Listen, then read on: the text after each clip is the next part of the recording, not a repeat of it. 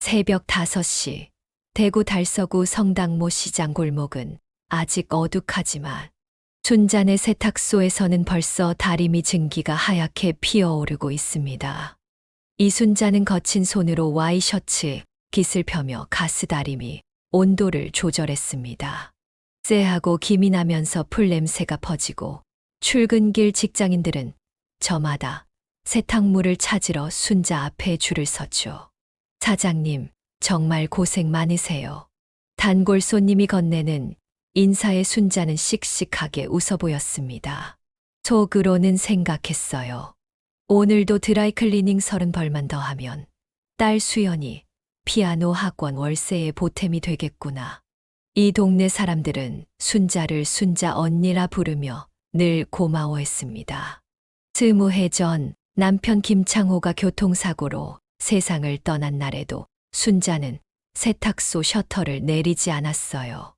울어도 다리미는 돌려야 했고, 다리미를 돌려야 어린 수연이가 피아노를 계속 칠 수 있었거든요. 그렇게 흘러간 세월이 어느새 하나, 둘, 셋. 20년을 넘기자 수연이는 서울로 올라가 음대를 졸업하고, 이제는 SNS에서 클래식 인플루언서로 활동하고 있었습니다. 첫 광고 수익이 들어온 날엔 택배로 작은 상자를 보내왔죠. 상자 안에는 세탁소 간판 도색비라 적힌 봉투와 어릴 적 수연이가 그린 피아노 그림이 들어 있었어요. 그날 밤 순자는 낡은 간판을 바라보며 조용히 중얼거렸습니다. 이제 내 인생도 조금은 편해지려나. 하지만 달서구의 차가운 바람은 그녀에게 또 다른 시험을 준비하고 있었습니다. 62살 순자의 어깨에 다시 무게를 얹은 것은 전혀 예상치 못한 전화 한 통이었죠. 토요일 오후 2시가 넘은 시각, 세탁소 뒤편에서 핸드폰이 울렸습니다. 화면에는 수연이라는 세 글자가 반짝이고 있었어요. 순자는 비닐 포장지를 정리하다 말고 전화를 받았습니다. 수연의 목소리는 평소보다 들뜬 기색이 역력했죠. 엄마, 이번 달 말에 큰 행사 있어요. 제 피아노 학원 오픈 파티거든요. 순자는 다리미를 내려놓고 되물었어요. 오픈 파티가 뭐니? 딸의 대답은 이렇게 이어졌습니다. 제가 드디어 강남에 피아노 학원을 차려요. 엄마, 저 이제 사업가 됐어요. 순자는 그 말에 세탁소 형광등을 환하게 켜며 웃었습니다. 그래, 잘 됐다. 나도 예쁜 옷 하나 골라 입어야겠구나. 하지만 전화기 건너편에서 수연은 잠시 머뭇거리더니 이런 말을 덧붙였어요. 엄마, 그런데 이번 파티는 업계 사람들이 많이 와서 굳이 부담 가지실 필요 없어요. 그냥 편히 계세요. 순자는 편이라는 단어의 작은 가시가 숨어 있다는 걸 아직 몰랐습니다. 그날 밤 순자는 잠을 이루지 못했어요. 머릿속에는 편히 계세요라는 낱말이 세탁기 소리처럼 돌고 돌았습니다. 골목의 가로등은 언제나처럼 깜빡였지만 그녀의 가슴 속에는 이미 어둠이 스며들고 있었죠. 새벽에 일찍 나온 우유 배달 아저씨가 순자에게 따뜻한 커피 믹스를 건네며 말했어요. 순자 누님, 수연이 사업 시작한다면서요? 누님도 이제 좀 쉬셔야죠. 순자는 부드럽게 웃으며 다리미로 셔츠를 다렸습니다. 하얀 증기가 피어오르자 반짝이는 물방울이 마치 남편의 생전 미소처럼 떠올랐어요. 그녀는 속으로 다짐했습니다. 그래, 이번엔 세탁소 일이 아닌 내 이야기를 시작해야겠다. 딸을 위해 달려온 세월이었지만 앞으로는 내 자리를 지키기 위해 달려야겠다고. 잠깐, 영상을 시작하기 전에 여러분께 궁금한 게 있어요. 저는 집에서 주로 식사를 하면서 영상을 보는데요. 여러분들은 지금 어디에서 무엇을 하시면서 보시는지 궁금합니다. 혹시 시장 화장실에서, 점심시간 전철 안에서, 아니면 저처럼 집에서 밥 먹으면서 보시나요? 댓글로 알려주세요. 우리 소통해요. 그럼 이제 정말 충격적인 이야기 시작해 보겠습니다. 오픈 파티 한 달 전, 이순자는 낡은 여행 가방 하나를 들고 대구역 플랫폼에 섰습니다. 남편이 쓰던 낚시 가방을 고쳐 만든 가방이었죠. 그녀는 KTX 통로를 걸으며 가슴이 두근거렸어요. 서울역에선 수연이가 깔끔한 원피스 차림으로 어머니를 맞았습니다. 옆엔 정장 차림의 젊은 남자가 있었죠. 수연이가 소개했어요. 엄마, 제 사업 파트너 민준이에요. 같이 학원 운영할 거예요. 민준은 정중하게 인사했지만 카페에서 그가 건넨 한마디가 공기를 베었습니다. 어머님, 대구 사투리 정말 정겹네요. 파티에서 인사 말씀하시면 분위기 나겠어요. 수연이는 난처하게 커피잔을 돌렸고 순자는 인사 말씀이라는 낯선 단어를 조용히 삼켰습니다. 이후 세 사람은 강남 인테리어 쇼룸을 찾았어요. 하얀 조명 아래서 순자는 가죽 소파에 조심스럽게 앉아 기다렸죠. 인테리어 디자이너가 말했습니다. 마지막은 가족 사진 촬영인데 어머님께서는 나중에 따로 찍으셔도 될 것 같아요. 컨셉이 좀 달라서요. 따로라는 음절이 쇼룸 벽에 메아리 쳤습니다. 순자는 웃으며 고개를 끄덕였지만 뺨이 화끈거렸어요. 밤, 순자는 수연이 원룸 게스트용 이불을 덮고 누웠습니다. 에어컨 소리가 다리미 증기 소리처럼 돌고 있었어요. 책상 위 파티 기획서에는 어머님 참석 선택사항이라고 쓰여 있었죠. 선택사항이라는 글씨가 묵직한 돌처럼 가슴을 눌렀습니다. 새벽에 순자는 지하철 첫 차를 타고 가락시장으로 갔어요. 습관처럼 좋은 과일을 골라 샀죠. 상인은 물었습니다. 서울서 큰 잔치 있으세요? 순자는 웃었어요. 네, 우리 딸이 사업 시작한답니다. 그 말엔 자부심과 불안이 함께 섞여 있었습니다. 시장 골목을 돌다가 순자는 과일 가게 쇼케이스 유리에 비친 자신을 바라봤어요. 회색 머리며 가닥이 부스스했고 손등엔 다리미 화상 자국이 여전히 선명했습니다. 창호 씨가 돌아가시던 날에도 저 자국을 파운데이션으로 가리려 애썼지. 순자는 속으로 읊조렸어요. 20살 수연이가 음대 합격 통보를 들고 뛰어오던 새벽, 그녀는 이 골목에서 기쁨의 눈물을 흘렸었죠. 이제서야 완성된 줄 알았던 결실이 서울의 하얀 조명 아래서는 또 다른 시험으로 변하고 있었습니다. 저녁 수연이 모임 사이 민주는 순자를 샐러드 레스토랑으로 이끌었어요. 유리잔이 반짝이는 식탁에서 민주는 또렷이 말했습니다. 어머님, 파티날엔 세탁소 이야기는 좀. 저희 브랜드 이미지가 있으니까요. 순자는 포크를 내려놓고 고개를 끄덕였지만 마음속 파도는 거세게 부서졌어요.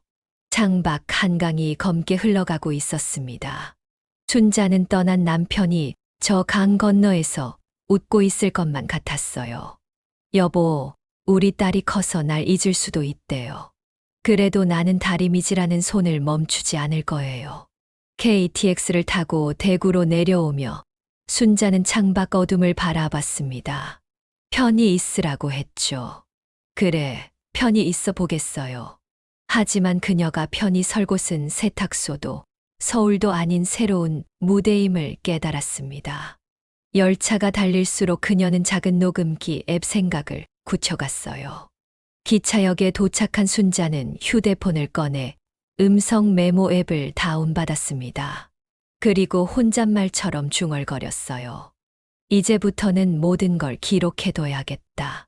오픈 파티 일주일 전, 이순자는 동네 미용실에서 머리를 단정하게 다듬었습니다. 어깨까지 오던 머리를 단발로 자르고 파마를 했더니 거울 속 모습은 익숙하면서도 낯설었어요. 미용사는 말했습니다. 언니, 이거 완전 도시, 여자 스타일이네. 순자는 웃으며 대꾸했어요. 도시 여자는 무슨, 그냥 세탁소 아줌마지. 그날 밤, 그녀는 침대맡에 정장 상자를 조심스레 꺼냈습니다. 네이비 재킷에 크림색 블라우스, 작은 진주 브로치까지. 동성로 백화점에서 반년 전 미리 맞춘 옷이었어요. 파티만을 기다리며 일주일에 한 번씩 꺼내 먼지를 털던 옷이죠. 순자는 손가락으로 브로치를 매만지며 조용히 말했습니다. 창호 씨, 나 당신이 없던 세월을 이 옷에 다 담았어요. 이젠 이 옷으로 우리 딸 사업 시작하는 걸 볼 거예요. 하지만 다음 날 수연이에게서 온 카카오톡 메시지는 순자를 얼어붙게 만들었습니다. 엄마, 이번 파티 드레스 코드가 있대요. 브랜드 컨설팅 회사에서 의상 협찬 받기로 했어요. 엄마 옷은 너무 평범해서 컨셉에 안 맞을 것 같아요. 서울 올라오실 때 같이 쇼핑몰 가요. 순자는 메시지를 읽고 잠시 숨을 멈췄어요. 그리고 정장 상자를 다시 덮었습니다. 뚜껑이 닫히는 소리가 마치 어떤 문을 닫는 듯 메마르게 들렸어요. 그녀는 거울 앞에 서서 혼잣말을 했습니다. 내 옷이 평범하면 내 삶도 그랬다는 거겠죠. 나를 감춰야 이 파티가 완성되는 거겠죠. 며칠 뒤 순자는 시장 골목에 앉아 단골 손님 영숙 언니에게 속마음을 털어놓았어요. 언니, 나 파티 초대장도 못 받았어.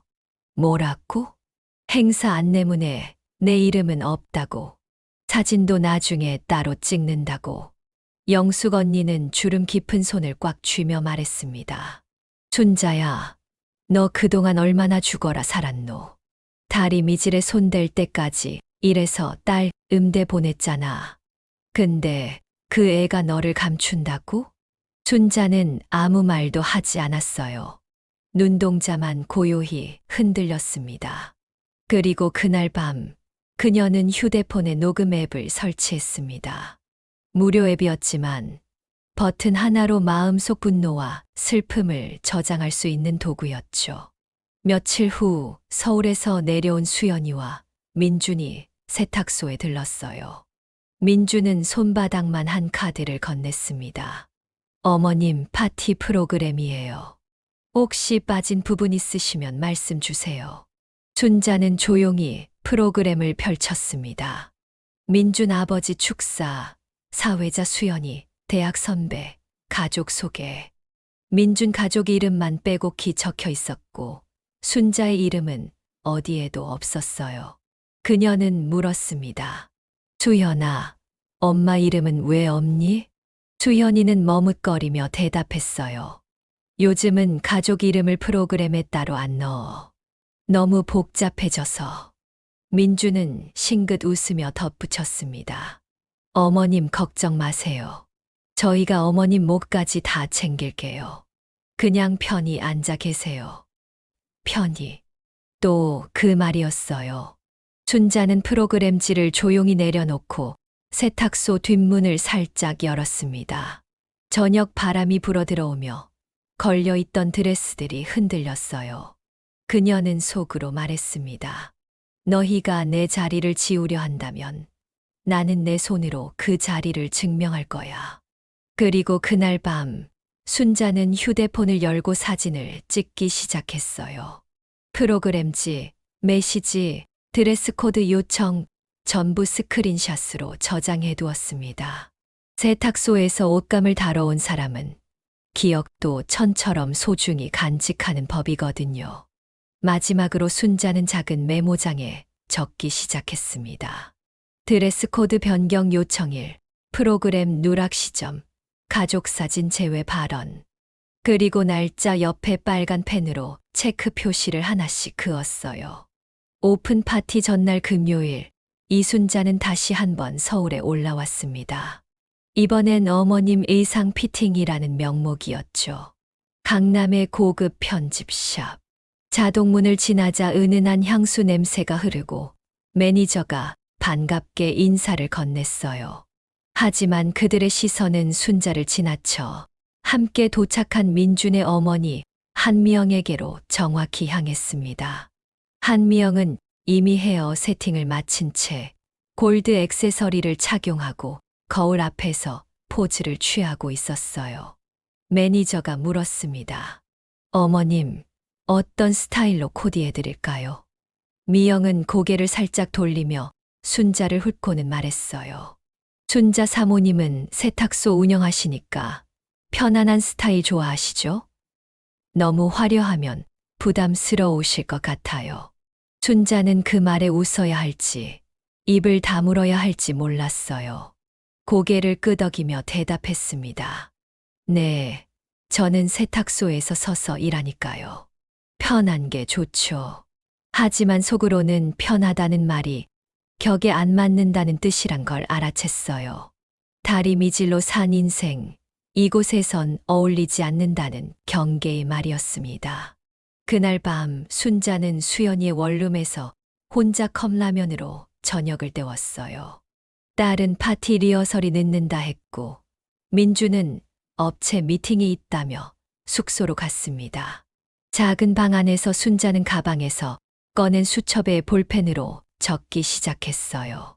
의상 차별 발언 날짜, 프로그램 누락 시점, 가족사진 제외 요청, 그리고 날짜 옆에 별표를 하나씩 그었습니다. 오픈 파티 당일 아침, 순자는 새벽 5시에 일어났어요.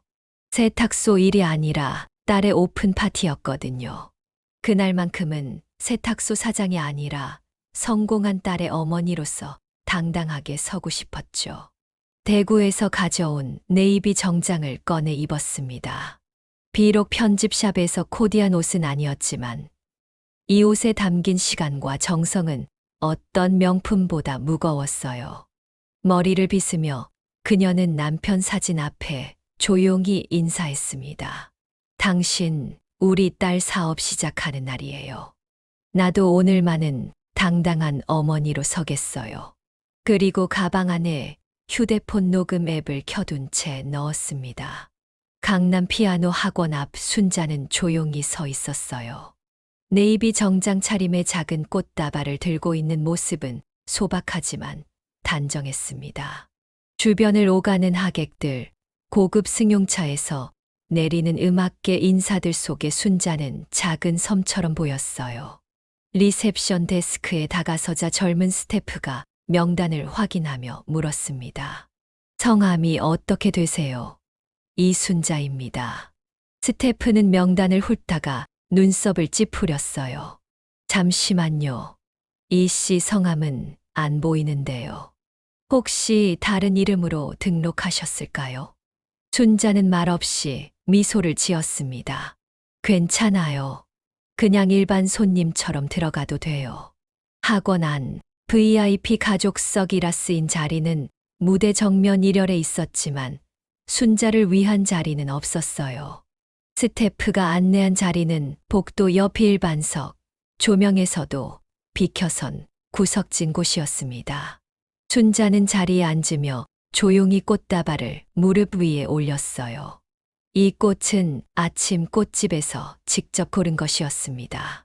장식용이 아니라 딸이 보는 앞에서 축하의 마음을 전하고 싶었던 조용한 표시였어요. 사회자의 목소리가 울려 퍼졌습니다. 수현 선생님과 민준 원장님 입장. 화려한 조명이 켜졌고 꽃길을 따라 수연이와 민준이 들어왔어요. 순자는 자리에서 조용히 일어나 박수를 쳤습니다. 그 순간 그녀는 무대 위에서 환하게 웃는 딸이 끝내 자신을 보지 않는다는 것을 깨달았어요. 포토타임. 사회자가 외쳤습니다. 가족분들 앞으로 나와주세요. 순자는 고개를 들고 조심스럽게 일어섰어요. 그때였습니다. 수연이가 다급히 손을 내밀며 다가왔습니다. 엄마, 잠깐만요. 지금은 저희 공식 가족 사진이에요. 나중에 따로 찍어요. 그 순간이었어요. 순자의 온몸이 굳었습니다. 수연이가 마이크를 잡고 말했어요. 세탁소 아줌마는 여기서 빠져주시면 돼요. 브랜드 이미지상 좀 그래서요. 학원 안이 순간 조용해졌습니다. 몇몇 하객들이 수근거렸어요. 순자는 그 자리에 얼어붙어 서 있었습니다. 딸의 입에서 나온 세탁소 아줌마라는 말이 가슴을 후벼 팠어요. 포토월엔 6명이 정렬했고 그 중심엔 민준의 어머니 한미영이 있었습니다. 순자는 뒷자리로 천천히 돌아갔어요.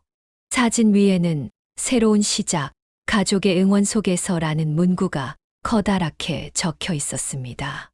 그 아래에서 순자는 가족도 응원도 아닌 사람처럼 앉아 있었어요. 그 순간 순자는 가방 속 휴대폰의 녹음 버튼이 켜져 있다는 걸 기억했습니다. 수연이의 모든 말이 고스란히 녹음되고 있었어요. 오픈 파티 내내 순자는 수연이의 눈길을 한 번도 받지 못했습니다. 딸은 끝까지 그녀를 투명인간 취급했어요. 파티가 끝나자 영숙 언니가 급히 달려왔어요. 순자야, 너 괜찮은 거니?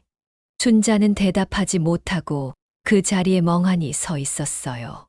무릎 위에 꽃다발은 이미 시들어 고개를 떨구고 있었고 그녀의 눈도 그 꽃처럼 젖어 있었습니다. 그날 밤 순자는 대구로 돌아가는 KTX 안에서 조용히 중얼거렸습니다. 나를 지우는데 성공했구나. 하지만 이제부터는 내가 너희를 지울 차례다. 그녀의 손엔 녹음된 파일과 함께 파티장에서 받은 프로그램지가 꼭 쥐어져 있었어요.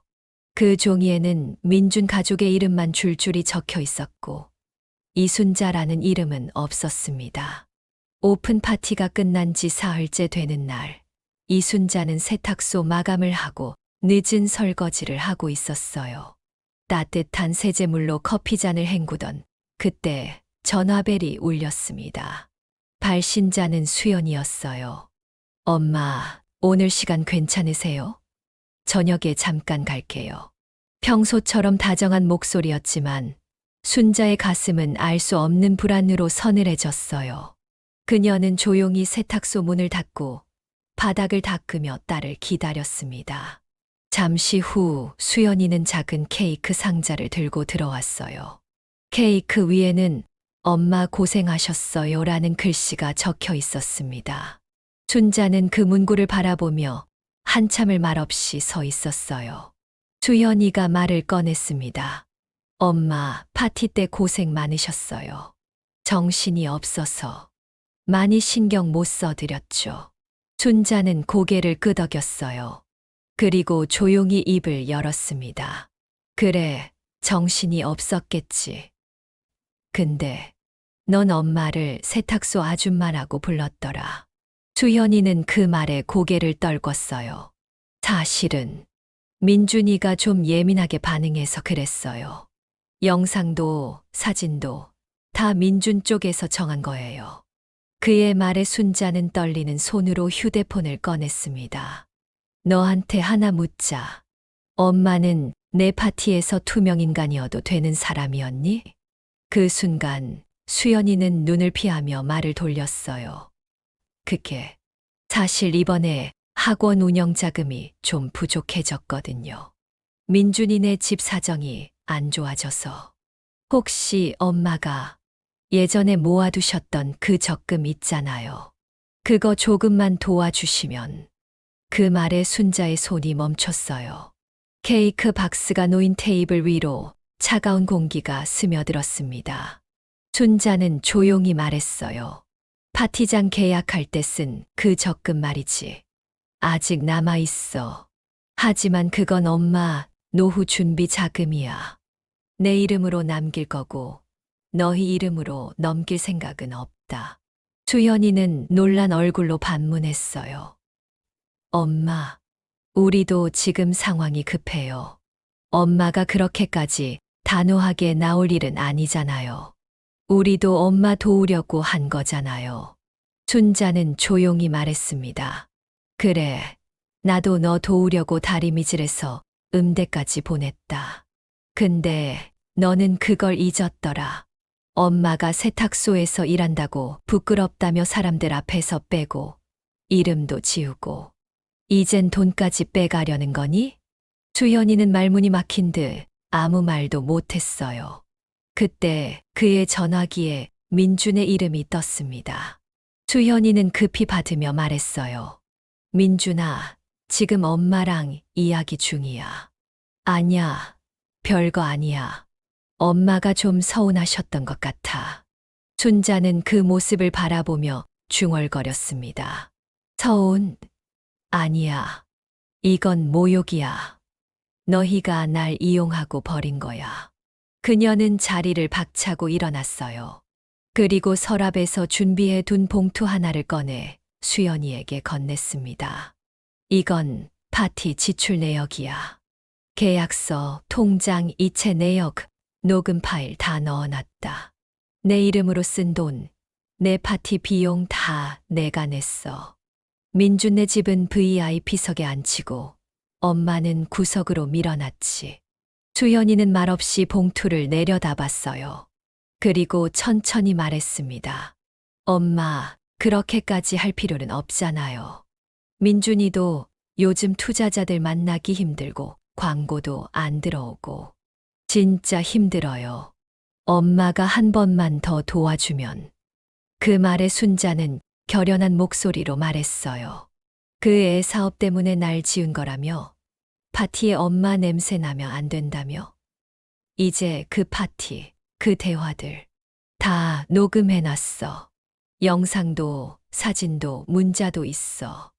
혹시라도 또 날 무시하거나 재산 손대려 하면 그땐 내가 증거로 말할 거다.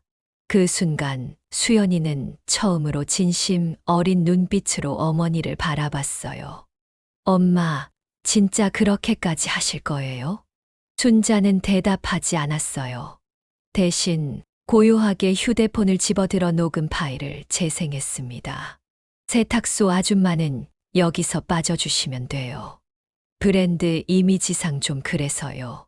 그 녹음된 목소리가 조용한 세탁소 안에 울렸어요. 수연이의 얼굴이 새하얗게 변했습니다. 엄마, 그건 그때 상황, 내가 공개적으로 엄마를 모욕한 상황 말이니? 세탁소 아줌마라고 부른 상황? 순자는 계속해서 말했어요. 이 녹음 파일, 벌써 영숙 언니랑 동네 사람들이 다 들었어. 민준이 아버지 회사 사람들한테도 보낼 수 있고, 너희 학원 홍보 영상에도 올릴 수 있어. 수현이는 무릎을 꿇으며 말했어요. 엄마, 제발. 그런 건 하지 마세요. 우리 학원 망해요. 순자는 딸을 내려다보며 차가운 목소리로 말했습니다. 망하는 게 무서우면 사람 취급을 해야지. 이제 내가 너희한테 보여줄 차례야. 세탁소 아줌마가 어떤 사람인지 말이야.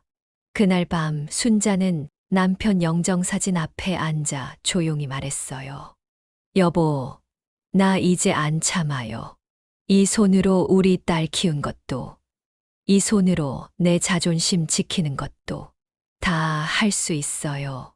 며칠 뒤 이순자는 세탁소 앞 낡은 파라솔을 정리하던 중 낯익은 검은 세단이 골목 어귀에 멈춰 선 것을 보았어요. 문이 열리자 한미영이 먼저 내렸고 뒤따라 민준이 정중한 미소를 지으며 다가왔습니다. 순자는 조용히 앞치마를 벗고 차가운 시선을 숨긴 채 그들을 맞이했어요. 어머님, 요즘 건강은 어떠세요? 날도 더운데 세탁소 일은 괜찮으신가요? 민주는 평소처럼 정중한 말투로 말을 꺼냈지만 그 미소 뒤에 얇은 긴장감이 감돌았어요. 한미영은 능숙하게 플라스틱 의자에 앉아 손수건을 펼쳤습니다. 사모님, 오늘은 그냥 간단히 말씀드릴 게 있어서 왔어요. 오해는 하지 마시고요. 순자는 보리차 한 잔을 앞에 내려놓으며 앉았어요. 한미영이 가방에서 꺼낸 것은 공증 서류철이었습니다. 몇 겹으로 포장된 서류 봉투, 그리고 형광펜으로 표시된 부분들이 순자의 눈앞에 펼쳐졌어요. 어머님, 이건 뭐랄까. 가족 간에 나중에 혼란 없게 미리 정리해두는 차원의 문서예요. 그냥 서명만 해주시면 돼요. 재산이나 명예 같은 것도 그렇고 혹시라도 나중에 기억이 흐릿해지시면. 춘자의 눈동자가 서서히 흔들렸어요. 기억이 흐릿해지시면 그 한 문장이 마치 찬 세제물처럼 목구멍을 타고 내려가 차디찬 분노로 맺혔습니다. 민주는 급히 덧붙였어요. 어머님, 저희도 어머님을 모시는 게 진심이에요. 다만 요즘은 유언장도 미리 써놓고 혼자 계시니까 건망증 같은 것도 우려되고. 그때였어요. 춘자는 고개를 돌려 영숙 언니에게 눈짓했습니다. 영숙은 세탁소 뒷문을 조용히 열고 들어왔어요. 그녀의 손엔 작은 휴대폰이 들려 있었고 조용히 녹화를 시작했습니다.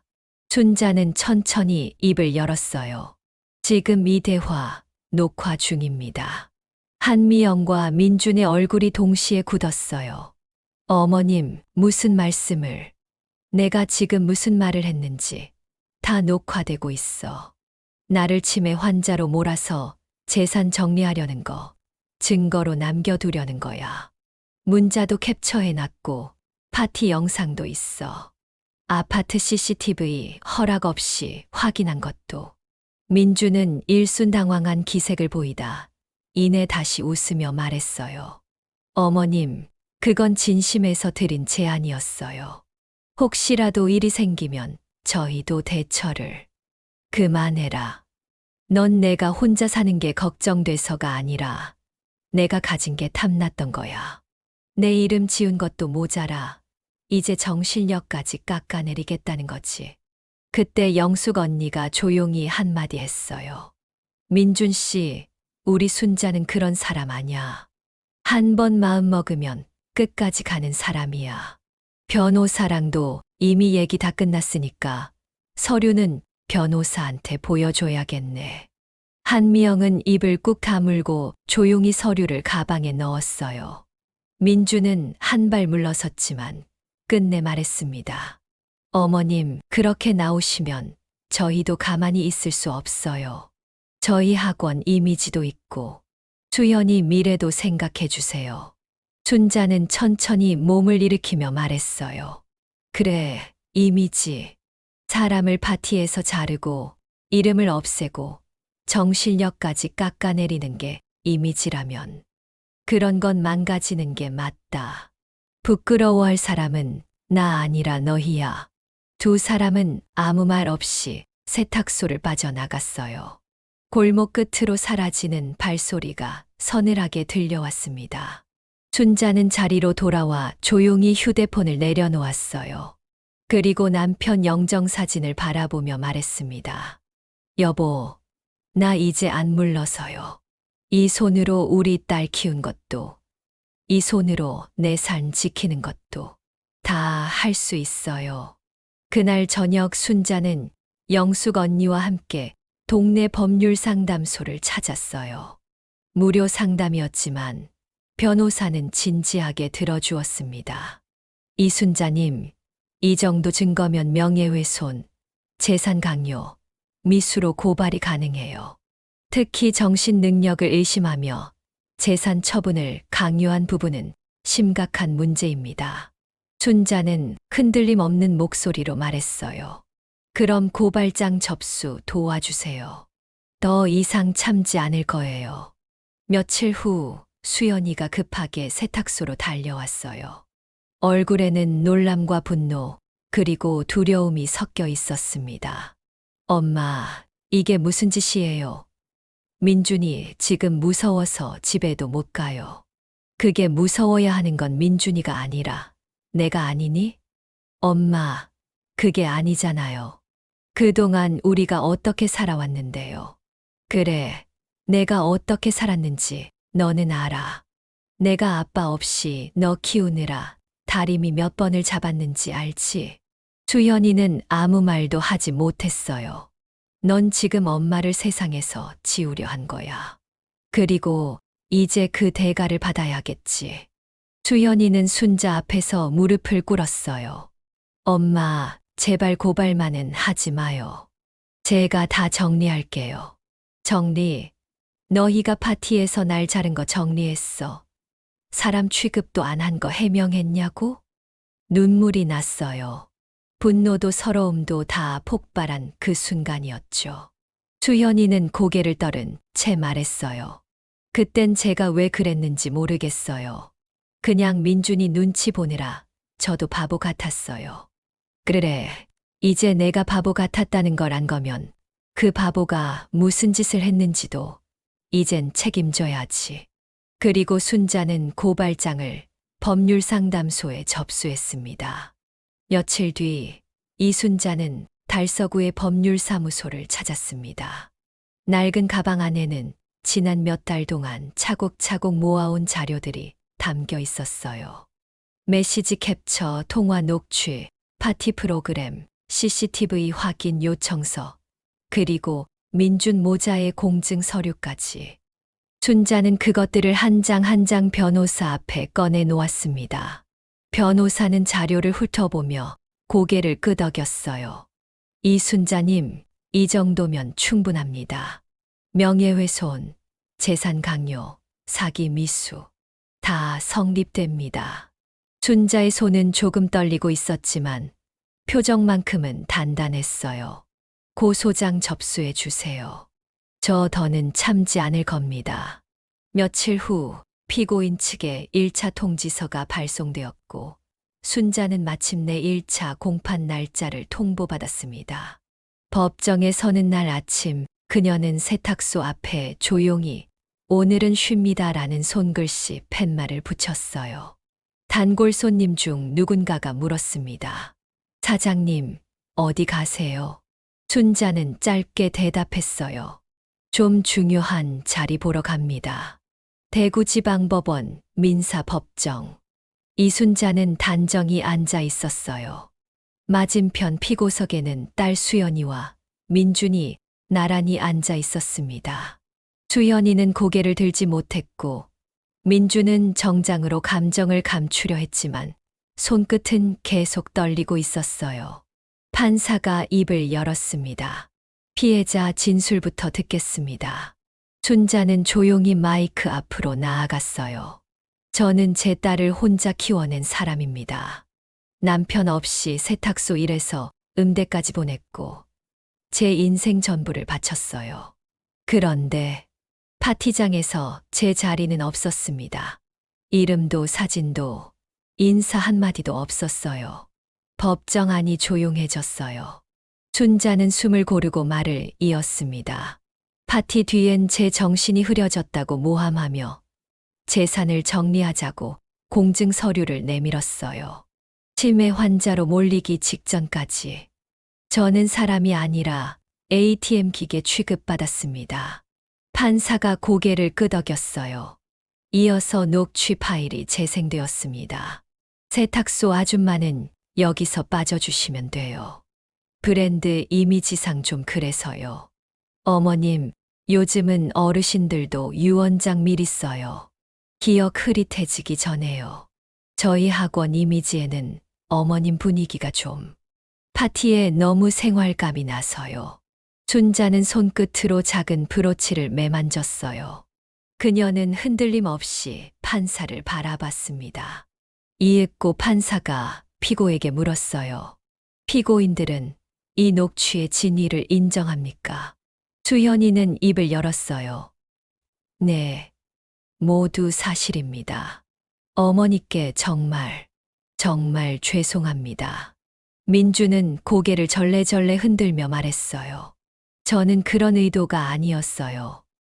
단지 요즘 SNS 트렌드에 맞추려고 했을 뿐입니다. 판사는 한 장의 문서를 내려놓으며 말했어요. 이 사건은 단순한 가족 갈등이 아닙니다. 피해자에 대한 명백한 정신적 배제와 모욕, 그리고 부당한 경제적 요구가 있었습니다. 피고는 피해자에게 정신적 손해배상을 지급하고 관련 영상 및 콘텐츠에서 피해자의 이미지를 임의로 사용하지 말 것, 추가적인 재산 관련 요구가 있을 경우 법적 조치를 받을 것을 명합니다. 판결문이 내려진 뒤 법정 안은 조용했어요. 순자는 무겁게 고개를 숙였습니다. 자신의 존재가 다시 기록되고 인정받았다는 사실이 온몸으로 밀려왔어요. 며칠 뒤 민준의 피아노 학원 SNS에는 댓글 폭탄이 쏟아졌습니다.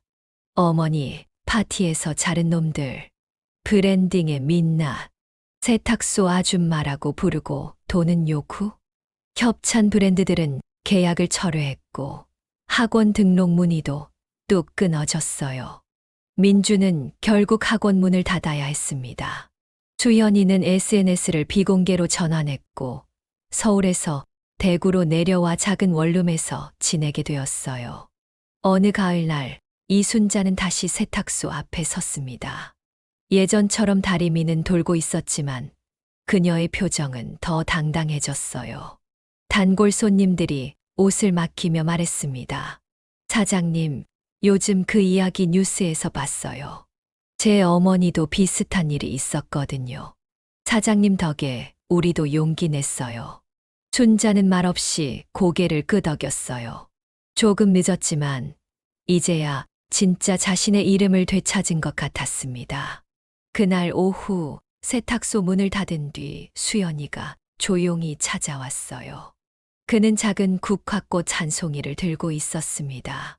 엄마, 매주 일요일 복지관 봉사 다니신다면서요. 저도 끼워주실 수 있겠어요? 순자는 잠시 멈춰 섰다가 조용히 고개를 끄덕였어요. 복장은 단정하게 입고 와. 그리고 세탁소 일 부끄러워하지 마. 수연이는 눈물을 훔치며 말했어요.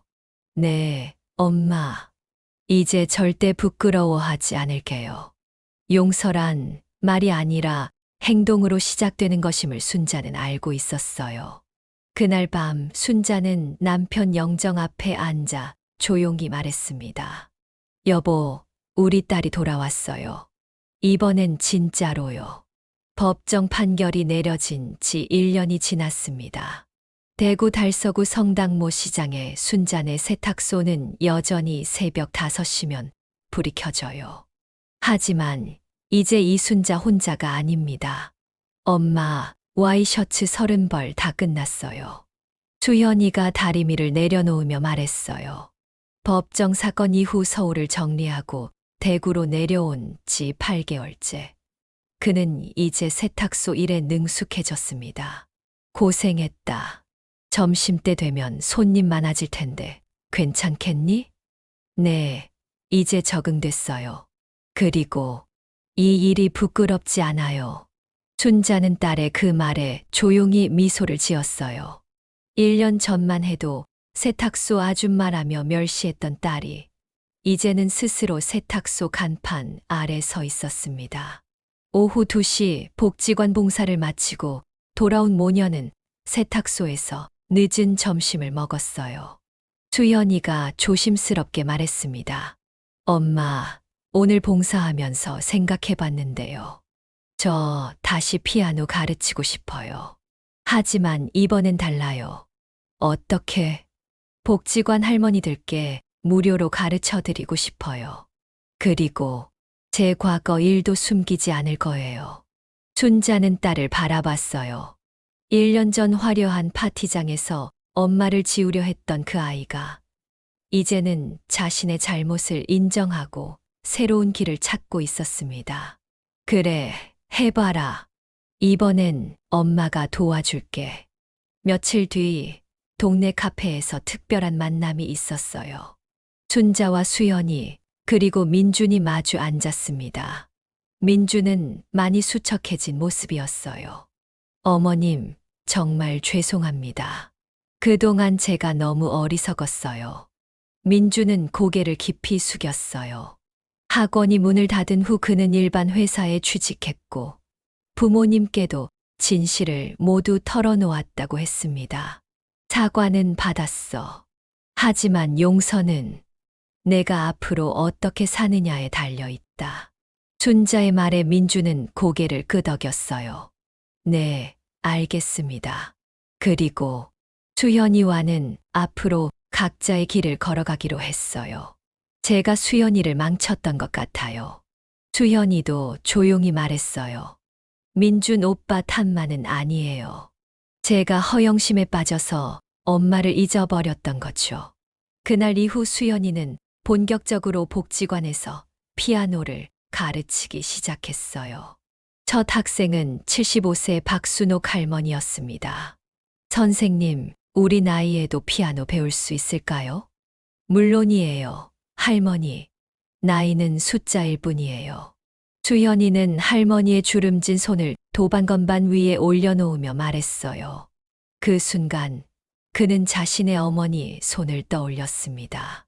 거친 다리미 자국이 있는 그 손이 이제는 세상에서 가장 소중한 손이라는 걸 알았어요.